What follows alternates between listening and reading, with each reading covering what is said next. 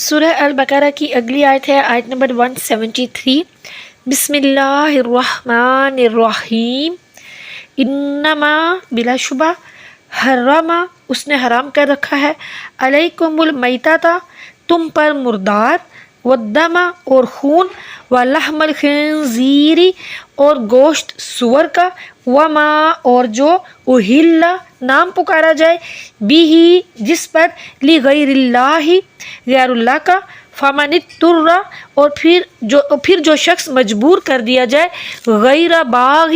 نہ بغاوت کرنے والا ہو، ولا عاد اور نہ حد سے بڑھنے والا، فلا اثم علیہ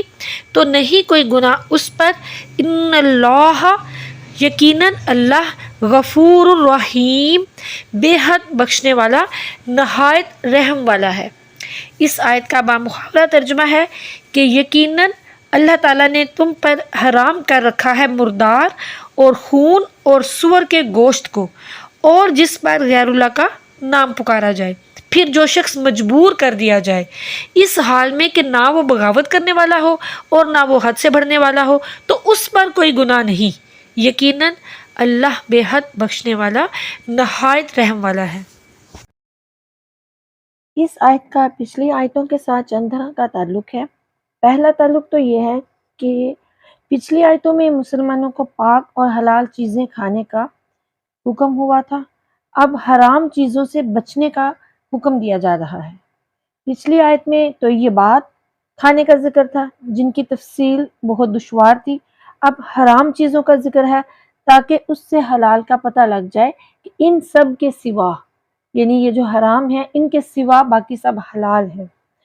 اور پھر پچھلی آیتوں میں غذا کے متعلق مشرکین کی غلطی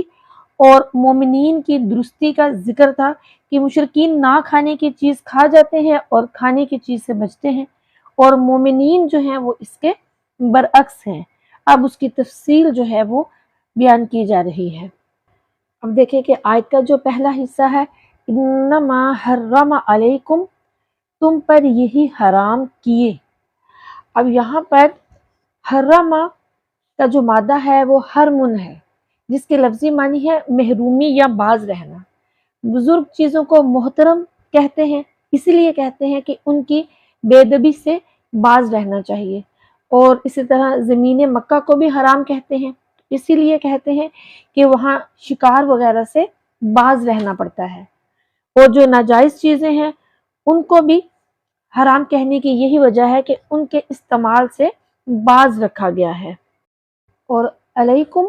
یہاں پر یا تو مسلمانوں ہی سے خطاب ہے، یعنی اے مسلمانوں، اگرچہ کفار بھی تمہاری طرح انسان ہیں، مگر تم اس پاک محبوب صلی اللہ علیہ وآلہ وسلم کی پاکیزہ امت ہو، تو پھر تمہاری جو غذا ہے وہ بھی پاکیزہ ہونی چاہیے۔ اب دیکھیے کہ جو کفار ہیں انہوں نے چونکہ اپنی طرف سے بہت سے جانوروں کو حرام قرار دے رکھا تھا، جن کا بیان سورہ مائدہ کی آیت نمبر 103 میں بھی آئے گا، تو کفار کی اس حرکت پر فرمایا گیا کہ جن جانوروں کو تم نے حرام سمجھ رکھا ہے جیسے بحیرہ وغیرہ، وہ حرام نہیں ہیں، حرام صرف وہ ہیں جو ہم نے فرما دیے ہیں۔ اب دیکھیے کہ اللہ تعالیٰ کی حرام کردہ چیزوں کی جو تفصیل ہے وہ میں آپ کے ساتھ شیئر کروں گی کہ اللہ تعالیٰ کی حرام کردہ چیزیں، یہاں پر آیت میں 4 چیزوں کا بیان ہے۔ نمبر 1 مردار کا، نمبر 2 خون کا، نمبر 3 خنزیر کے گوشت کا، اور نمبر 4 غیر اللہ کے نام پر ذبح کیے جانے والا جانور۔ سب سے پہلے تو ہم سمجھیں گے کہ مردار کیا ہے۔ مردار جو حلال جانور بغیر ذبح کیے مر جائے یا اس کو شرعی طریقے کے خلاف مارا گیا ہو، مثلا مسلمان اور کتابی کے علاوہ کسی نے ذبح کیا ہو، یا جان بوجھ کر تکبیر پڑے بغیر ذبح کیا گیا ہو، یا گلا گھونٹ کر، یا لاٹھی، پتھر، ڈھیلے، غلال کی گولی وغیرہ سے مار کر ہلاک کیا گیا ہو، یا وہ بلندی سے گر کر مر گیا ہو، یا کسی جانور نے اسے سینگ وغیرہ مار دیا ہو، یا کسی درندے نے ہلاک کیا ہو، تو اسے مردار کہتے ہیں اور اس کا کھانا حرام ہے۔ البتہ مردار کا دباغت کیا ہوا چمڑا جو ہے وہ کام میں لانا اور اس کے بال، سینگ، ہڈی، پٹھے سے فائدہ اٹھانا یہ سب جائز ہے۔ زندہ جانور کا وہ عضو جو کاٹ دیا گیا ہو وہ بھی مردار ہی ہے۔ دوسرے نمبر پہ ہے خون۔ خون ہر جانور کا حرام ہے جبکہ بہنے والا خون ہو۔ سورہ انعام کی آیت نمبر 145 میں فرمایا گیا او دمم مسفوحن، یا بہنے والا خون، ذبح کے بعد جو خون گوشت اور رگوں میں باقی رہ جاتا ہے وہ ناپاک نہیں۔ تیسرے نمبر پر ہے خنزیر۔ خنزیر کسے کہتے ہیں؟ خنزیر سور کو کہتے ہیں، نجس العین ہے۔ اس کا گوشت، پوست، بال، ناخن وغیرہ تمام اجزاء نجس اور حرام ہیں، کسی کو بھی کام میں لانا جائز نہیں۔ چونکہ آیت میں اوپر سے کھانے کا بیان ہو رہا ہے اس لیے یہاں صرف گوشت کا ذکر ہوا۔ پھر چوتھے نمبر پہ ہے غیر اللہ کے نام کا ذبیح۔ اس کے معنی یہ ہے کہ جانور کو ذبح کرتے وقت اللہ عز و جل کے علاوہ کسی اور کا نام لیا جائے، اور جس جانور کو غیر اللہ کا نام لے کر ذبح کیا جائے وہ حرام اور مردار ہے۔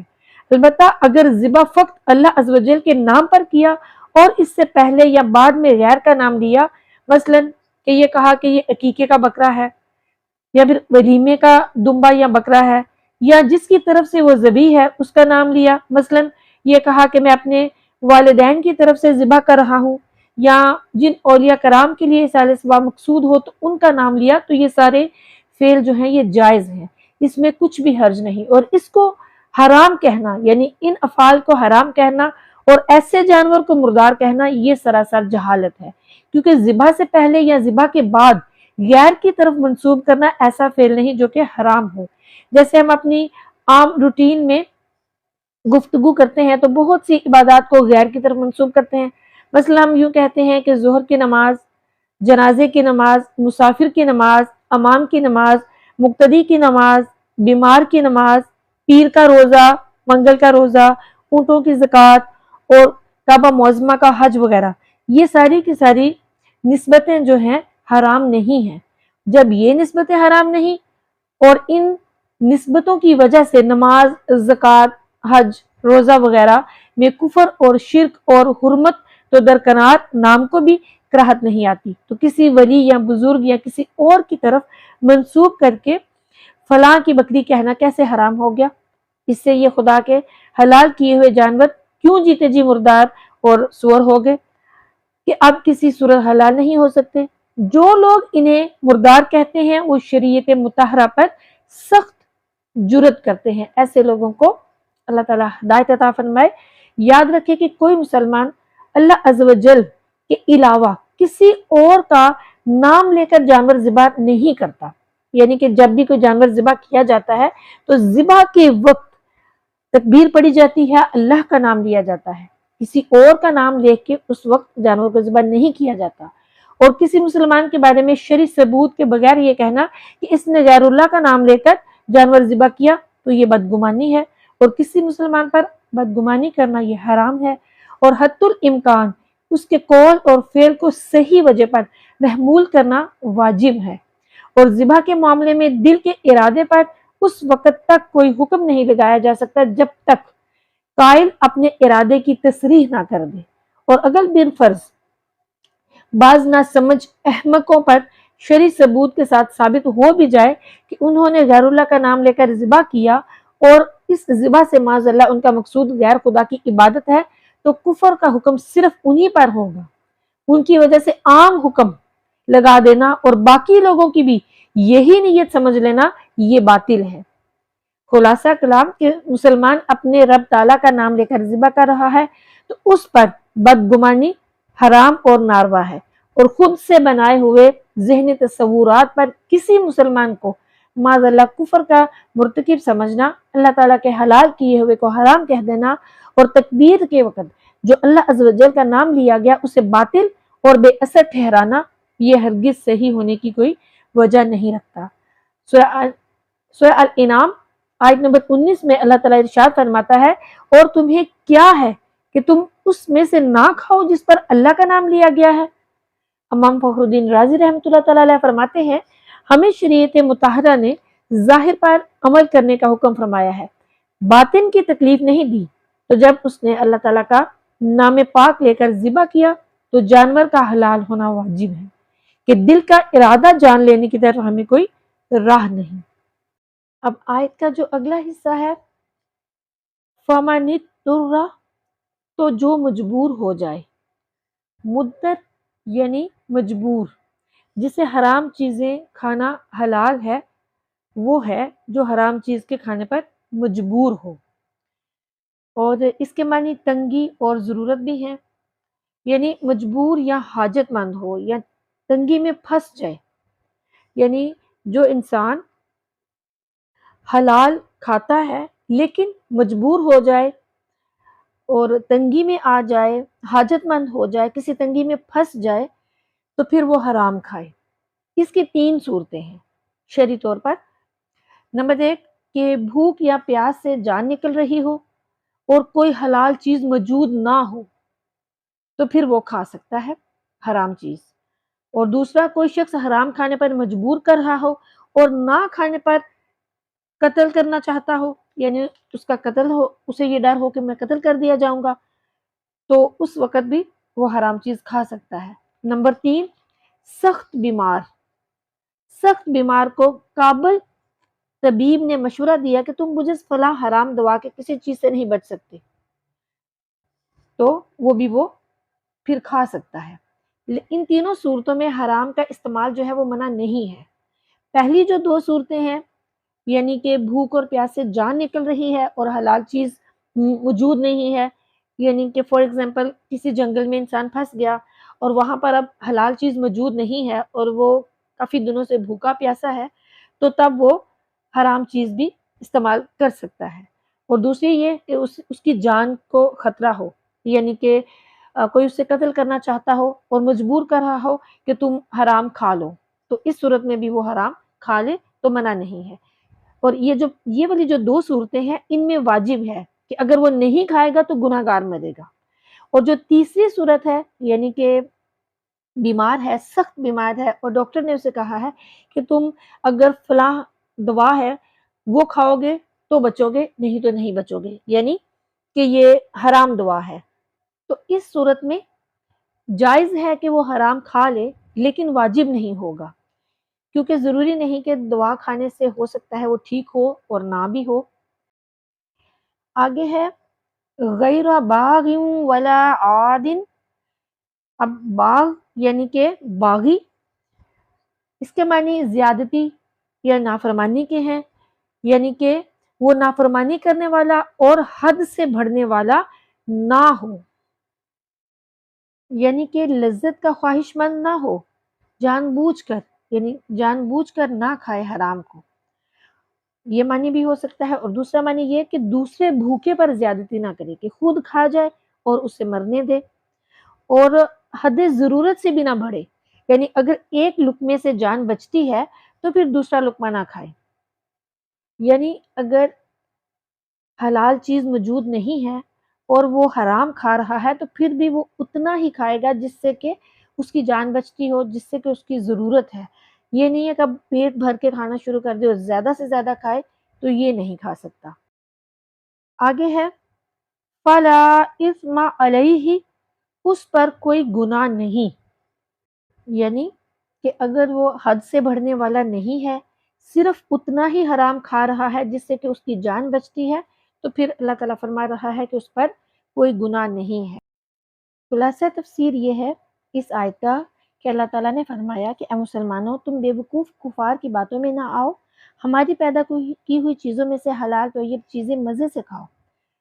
تم پر ہم نے حسب ذیل چیزیں حرام کی ہیں، ان سے بچنا اور باقی ساری چیزیں جو ہیں وہ کھانا۔ اور وہ حسب ذیل چیزیں اس آیت میں ان کا ذکر کر دیا گیا، مردار، بہتا ہوا خون، سور کے اجزاء، خصوصاً گوشت، اور وہ جانور جسے غیر اللہ کے نام پر ذبح کیا گیا ہو۔ اور اس میں بھی اللہ تعالیٰ فرما رہا ہے کہ تمہارے لیے آسانی ہے کہ اگر مصیبت میں پھنس جاؤ اور تمہاری جان پر بن آئے تو پھر جان بچانے کے لیے بقدر ضرورت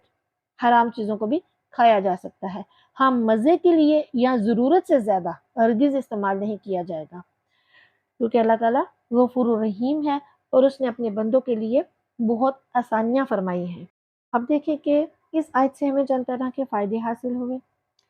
ایک تو یہ کہ جو جانور عقیقے، ولیمہ، میلاد شریف، فاتحہ، بزرگان کی نیت سے پالا جائے وہ حلال اور طیب ہے۔ پھر یہ کہ چیزوں میں مباح ہونا اصل ہے، یعنی جس کو شریعت حرام نہ کرے وہ حلال ہے، کیونکہ رب نے حرام چیزوں کا ذکر کیا نہ کہ حلال کا، کیونکہ وہ تو حلال ہی ہیں۔ پھر اس کے بعد کل حرام جانور یہی نہیں ہے جن کا ذکر کیا گیا ہے اس آیت میں، بلکہ اس کے علاوہ کتا، بلی، گدھا وغیرہ یہ سب بھی حرام ہے۔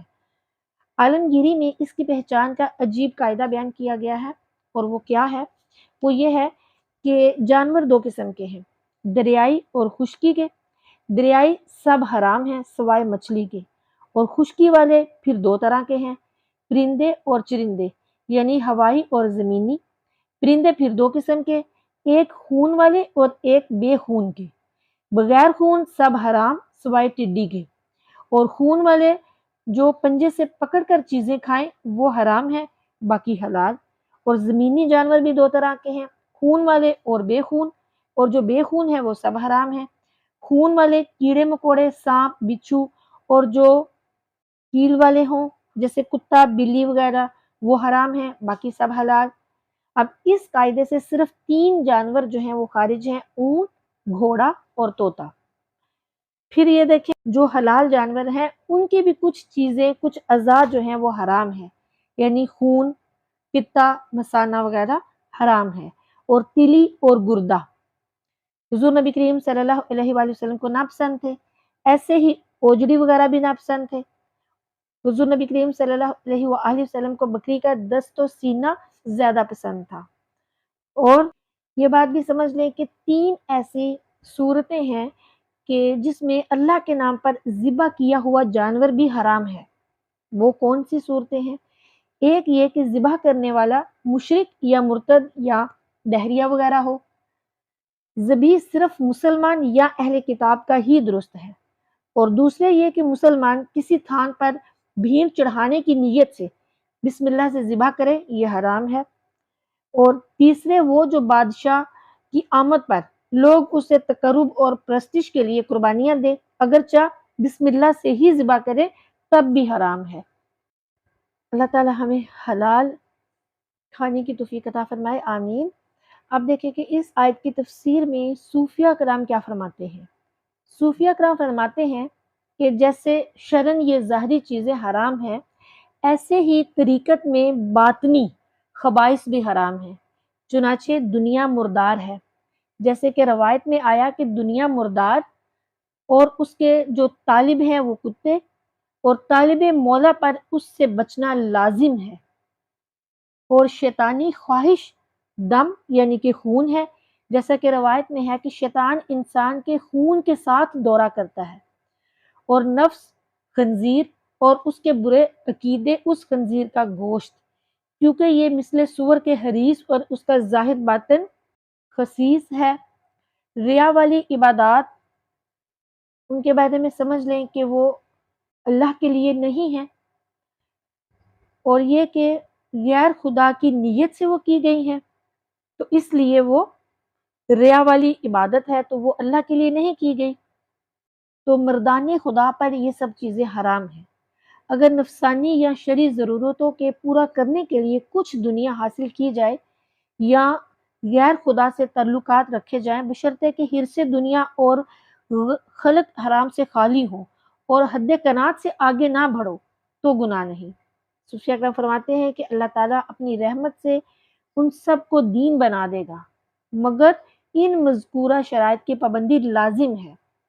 صوفیہ کرام فرماتے ہیں کہ لفظ غیر بمانی سوا بھی آتا ہے،